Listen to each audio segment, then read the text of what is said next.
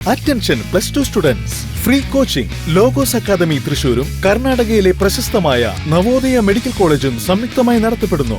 Free coaching March 30 മുതൽ April 30 വരെ രാവിലെ 9:30 മുതൽ 4:30 വരെ. കഴിഞ്ഞ 3 വർഷങ്ങളിൽ ഫ്രീ എൻട്രൻസ് ക്രാഷ് ബാച്ച് പരിശീലനം കൊടുത്ത ഇന്ത്യയിലെ ഏക സ്ഥാപനം Logos Academy. Second floor Temple Square building, AR Menon road, Thrissur. Mobile 9447 63440 9447 63840. Varavoor ഗ്രാമപഞ്ചായത്ത്, national AYUSH mission, Varavoor government homeo dispensary എന്നിവയുടെ സംയുക്ത ആഭിമുഖ്യത്തിലാണ് വനിതാ ദിനാചരണം നടത്തിയത്. ഗ്രാമപഞ്ചായത്ത് പ്രസിഡന്റ് UB കണ്ണൻ ഉദ്ഘാടനം ചെയ്തു.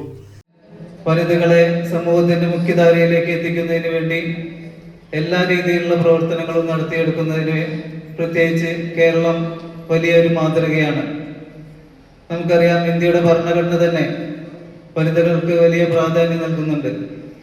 അതിനനുസരിച്ച് അതിന്റെ ചുവട് പിടിച്ചുകൊണ്ട് തന്നെ കേരളം ഇന്നിവിടെ വൈസ് പ്രസിഡന്റ് സൂചിപ്പിച്ചതുപോലെ കേരളത്തിലെ തദ്ദേശ സ്വയംഭരണ സ്ഥാപനങ്ങളിലേക്കുമെല്ലാം വനിതകൾക്ക് ഏകദേശം 50% സംവരണം ഏർപ്പെടുത്തി.